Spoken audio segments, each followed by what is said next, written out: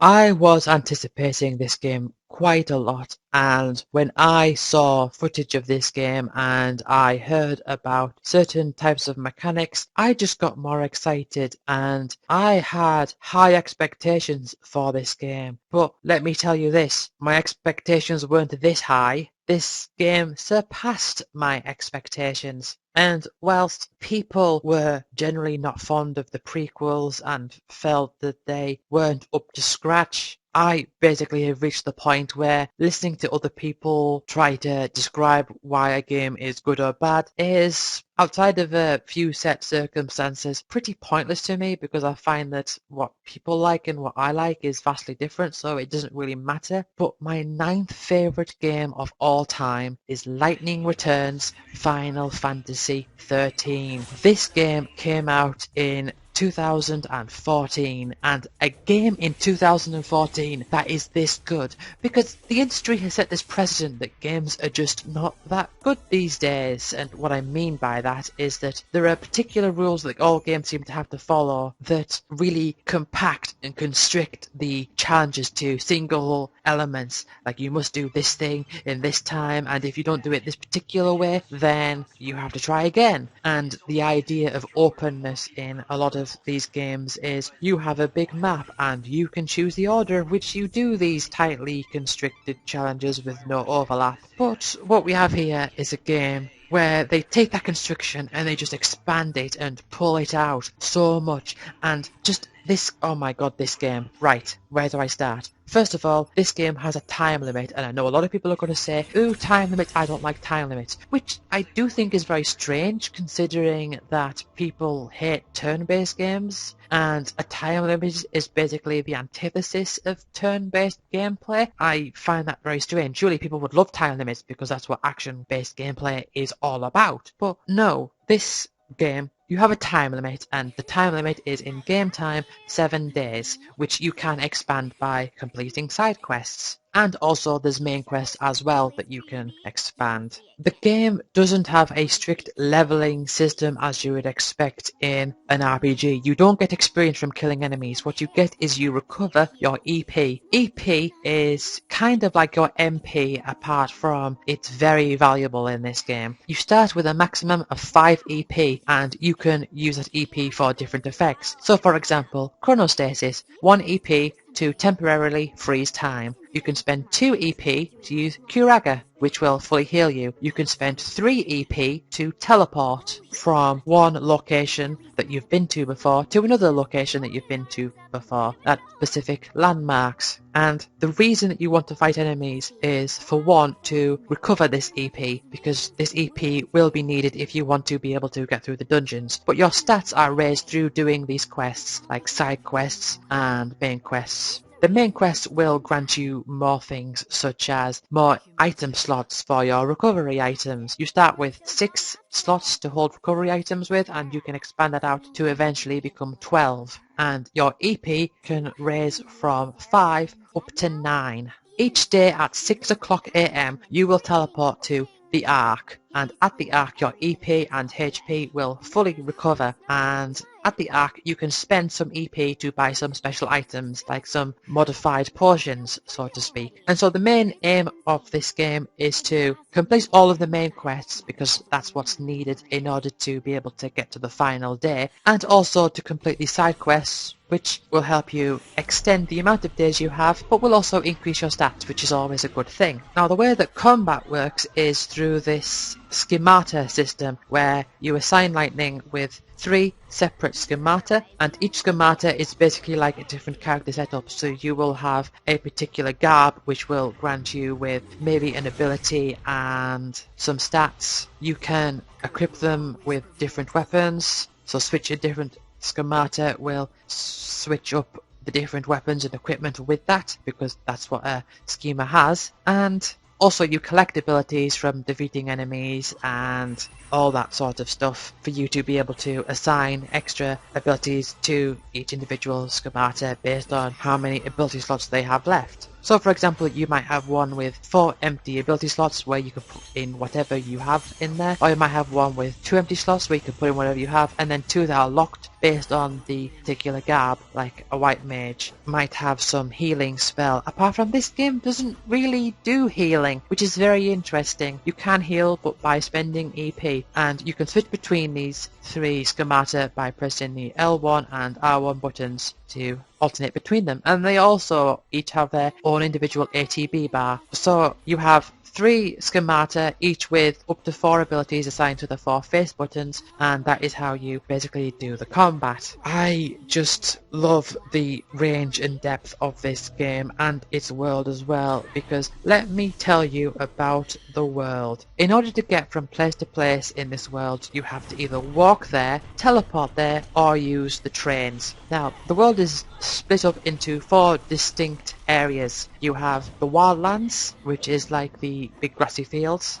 You have the dead dunes, which is a desert. Then you have the 2 cities, which is Luxerion, and to the south you have Yusnan. And there are paths connecting these places together, but you can't go along those paths to begin with. So your only hope is to either teleport there, spending 3 EP, or catching a train, which will take some time because, you know, trains run on a strict schedule. And so this really enforces this idea that you have to know where you're going, and you really benefit from learning the different environments. It's not like a standard open world game where everywhere's the same and going to a new place is just once again stumbling into the same things in a different form. No, you actually have to remember these things and use them to your advantage. I just love the sense of risk and depth and vastness to this game that you just don't see in a lot of games, a lot of big games that come out. I will give you another example, okay? Creatures in this game, enemies, have a limited amount of instances. That means that when you kill so many of them, the last one will appear, and the last one is basically a shiny pink variation of that particular enemy, which is its Omega form.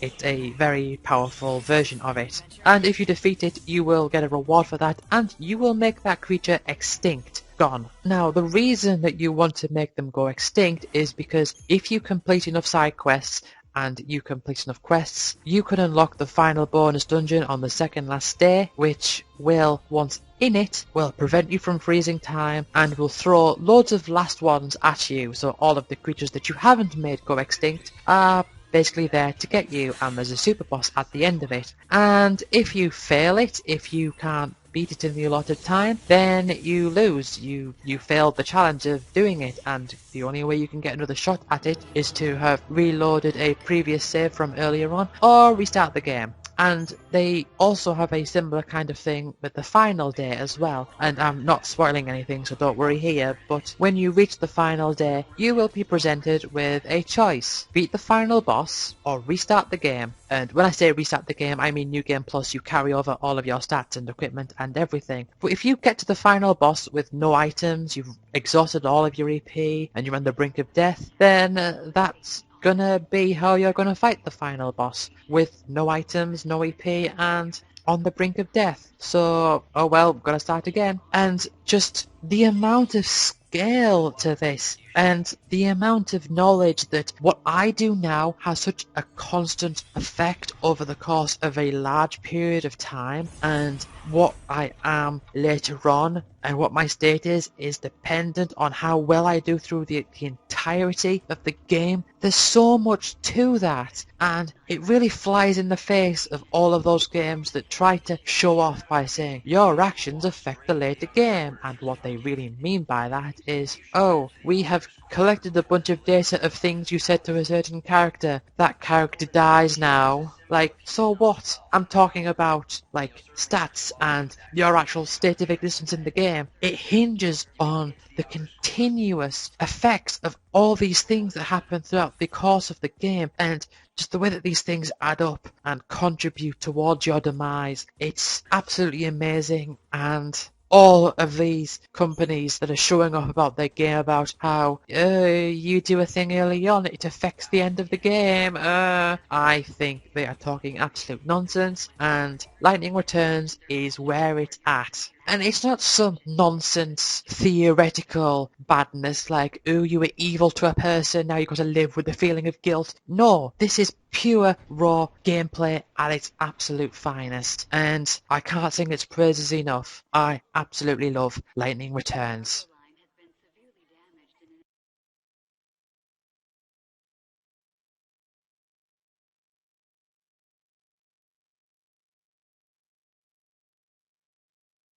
So I imagine this is going to surprise a lot of people. If you only know the games that I like based off what you've seen on this list, then I think this game will really surprise you. But this is a game that I got into because of some friends at school, at secondary school. It would have been about the first couple of years of secondary school, so I may have been about 14 years old, maybe about 14, 15, about that age. And a bunch of my friends at school were playing this game together, and they were talking about games that they had and how different games they had against each other had gone down. Now, I was kind of interested, but it never really piqued my interest. But I one day went to my dad's house. This was when he had a rather tall house with multiple floors, and in the basement he had his PC, and I played this game without having played it before, and I really got into it, and I eventually got the game myself, and I started playing with these friends, and I really enjoyed it. And this game eventually came back out in 2013 on Steam as a HD remake, and I played plenty of games with my friends of variety of different skill levels. My eighth favourite game of all time is Age of Empires 2: The Age of Kings. Now I say The Age of Kings, but I spent all of my time playing the Conquerors expansion because it just had more stuff. It was an expansion pack. And so I am much more of a, I suppose I could say fan, but I think I'm better off saying that I am much more familiar with the features in the Conquerors expansion. There are some things that I know that they didn't have in the original version of Age of Empires 2, such as they didn't have snow or ice as a terrain, and there were certain civilizations that they didn't have, like Aztecs, I believe. And there are also some features that they didn't have, such as allowing you to recreate farms at a mill. You had to manually replant the seeds every time. But they changed that in the Conquerors expansion, which is the one that I am most familiar with. There was something about this game, and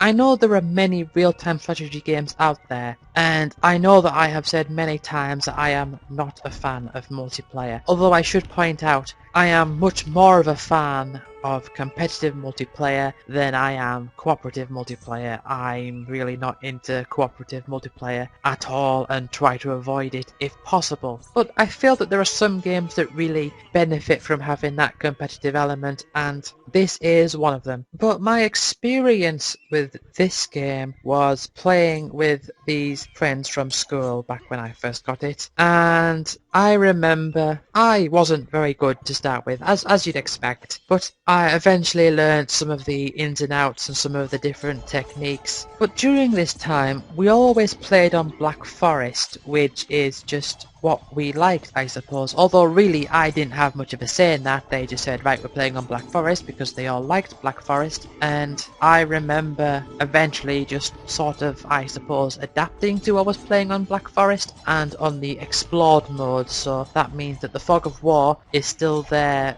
for units, so you still have to be within a certain range of your units to be able to see enemy units or changes in the environment, but you can see the whole environment straight up. I don't really feel like I should go into all of the different details about the mechanics of this game because I feel like I'm no expert on this, but I just love this game so much because of the amount of time that I've spent playing it and just the amount of fun that I have had playing this game. And what's also good about this game is that not only did I enjoy it a lot, but a lot of my friends enjoyed it a lot as well, and I really am talking beyond the point of just these kids in school that I knew. I am talking about others that I eventually did get to play with. But I will sort of give a basic rundown of this game. So it's a real real-time strategy game, so everything happens in real time. You have to be fast. Being fast and clicking with the mouse and all that is part of the name of the game. And so you always start with a town centre and a few villages, and you use the town centre to create villages. Of course, there are some extra modes where you don't start off with a town centre, such as if you're playing on Nomad, then you start with a couple of villages that are scattered around and you have to bring them together to make a town centre. But yes, you make a town centre and you start with a couple of villages, but you also choose a different civilization who also come with their own individual unique traits, such as the Chinese will start with more villages than the other civilizations, and the Huns are unique in that you can already make the max population of however much you want without the need to building houses, because in other civilizations you have to build houses to increase your population limit. But you start in the Dark Age, and the basic idea is that you want to hunt for food by hunting sheep and hunting boar. You also want to build some houses, unless you're the Huns of course, and forage for food